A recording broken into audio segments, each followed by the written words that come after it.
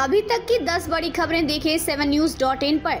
Delhi NCR में भूकंप के झटके, पाकिस्तान में था केंद्र, रिएक्टर पैमाने पर 5.8 तीव्रता। दिल्ली एनसीआर में बुधवार को भूकंप के हल्के झटके महसूस किए गए। भूकंप का केंद्र पाकिस्तान में था। इस्लामाबाद और लाहौर में भूकंप के झटके महसूस किए गए।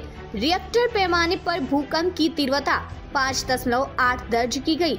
भूकंप के झटके उत्तर प्रदेश, राजस्थान, हरियाणा, पंजाब और जम्मू कश्मीर में भी महसूस किए गए। अफगानिस्तान भी इन झटकों से हिल गया। बता दें कि बीते 2 हफ्ते में दूसरी बार दिल्ली और एनसीआर में भूकंप के झटके महसूस किए गए हैं।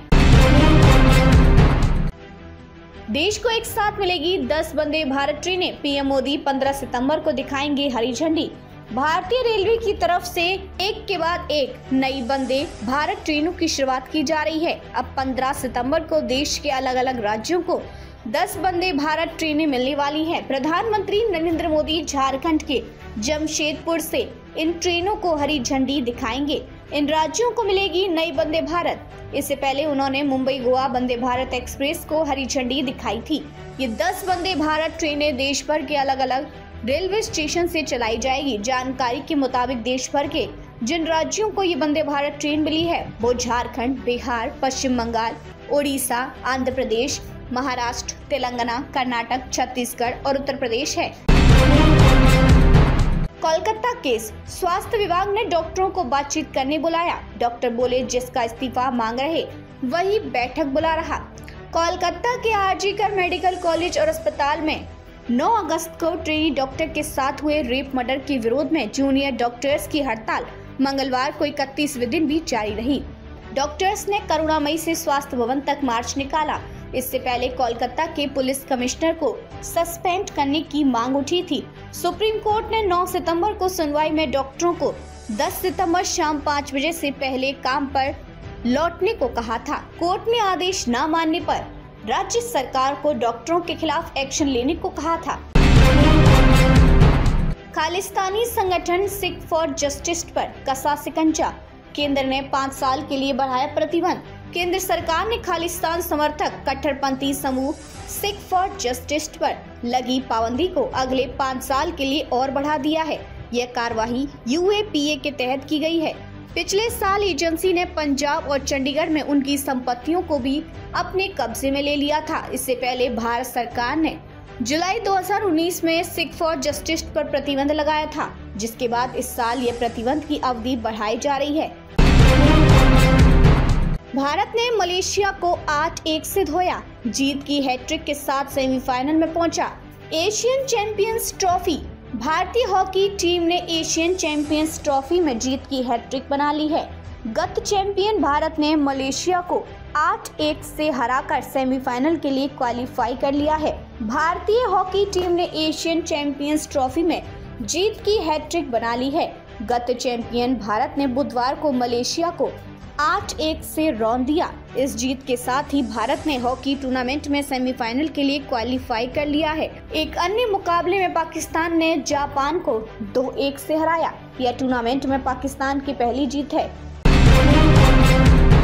संजौली, मॉल रोड और बालूगंज में दुकानें बंद, चप्पे चप्पे पर पुलिस के जवान तैनात। हिमाचल प्रदेश की राजधानी शिमला के संजौली में मस्जिद को लेकर मचा बवाल थमता नजर नहीं आ रहा है। बुधवार को हजारों की संख्या में प्रदर्शनकारी संजौली पहुंचे और प्रदर्शन किया। सड़क पर धरने पर प्रदर्शनकारी बैठ गए हैं। वहीं संजौली इलाके में एक मस्जिद के कथित अवैध निर्माण की ओर जा रहे प्रदर्शनकारियों को तितर-बितर करने के लिए पुलिस ने उन पर लाठीचार्ज किया। डेंगू के 2 नए मामले पाए गए, मरीजों का आंकड़ा पहुंचा 43। जिले में डेंगू के मरीजों का आंकड़ा बढ़ता ही जा रहा है। बुधवार को 2 नए मामले सामने आए हैं, जिससे जिले में डेंगू के मरीजों की संख्या 43 पहुंच गई। नए पाए गए मरीजों में एक मरीज बिलावर से है, जबकि दूसरा नगरी से है। नए मामलों के सामने आने के बाद स्वास्थ्य विभाग की मलेरिया विंग ने प्रभावित क्षेत्रों में मास सर्वे किया। इस दौरान बुखार से पीड़ित पाए गए मरीजों के रक्त के नमूने लेकर उन्हें जांच के लिए भेज दिया गया है। जिला मलेरिया अधिकारी सोहन लाल ने बताया कि जिले में डेंगू के 2 नए मरीजों के आने के बाद बिलावर में मास सर्वे के दौरान 21 लोगों के ब्लड सैंपल, जबकि नगरी में 17 ब्लड सैंपल लिए गए हैं। सभी एकत्रित 38 सैंपल को जांच के लिए भेजा गया है, क्योंकि ये सभी बुखार से पीड़ित हैं।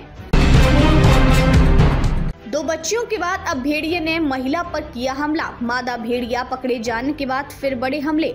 बहराइच में 2 बच्चियों के बाद अब भेड़िए ने महिला पर हमला किया है। वन विभाग की ओर से मंगलवार को ही एक मादा भेड़िया को पकड़ा गया था, लेकिन इसके बाद से हमले तेज हो गए हैं।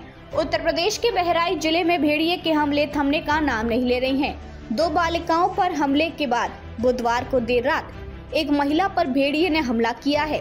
हमले में महिला गंभीर रूप से घायल हो गई है। घायल को अस्पताल में भर्ती कराया गया है। उद्धव ठाकरे सेना को नहीं रहा सीजीआई डीवाई चंद्रचूड़ पर भरोसा, कहा केस से हो जाए अलग।